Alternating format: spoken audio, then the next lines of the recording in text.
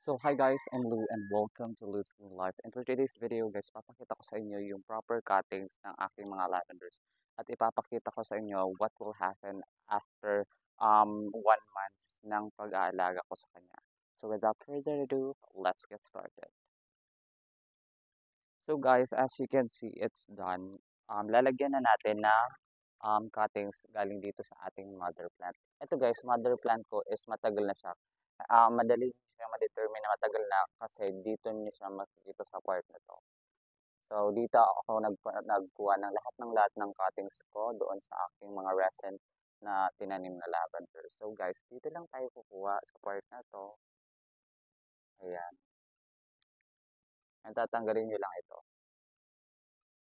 Yung mga sobrang dahon, tatanggalin nyo lang.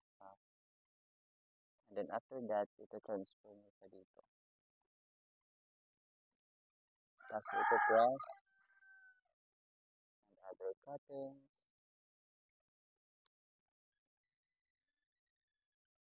Tanggalin nyo lang siya guys, yung mga sobrang dahon.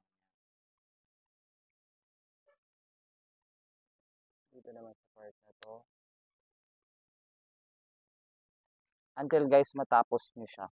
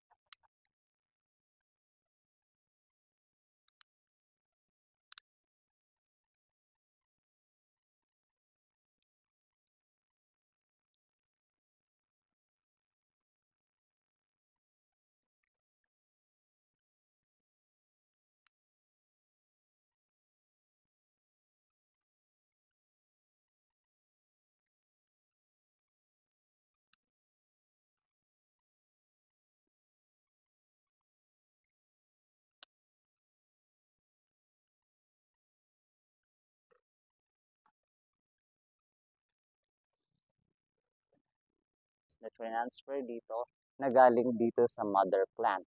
So, ito na guys. So, please keep in mind na kailangan nyo siyang i-maintain na moist yung, yun yung lavender nang sa ganon is ma-secure nyo na talaga siya ay mabubuhay. So, kailangan nyo lang siyang i-maintain na wet yung condition niya. After 1 month, kailangan nyo siyang araw-araw diligan sa ganon. 100% mabuhay ang inyong lavender. So, eto na guys.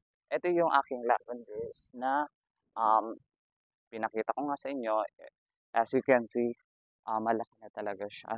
And kung mapapansin nyo, ayan yung kanyang mga tumutubo na meron mga maliliit na lavenders dito sa part na to. 1, 2, 3. 3 cuttings to guys. So, ayan yung naging result niya. Kailangan nyo lang siyang i-maintain hanggang lumaki. And that's all for today's guys. I hope you learned a little, and if you like this video, please like, subscribe. Feel free to comment down below if you want answers, suggestions, or opinions regarding on my current video. And that's all for today. I hope all is well with you and your family. And good luck in the garden. Keep in touch.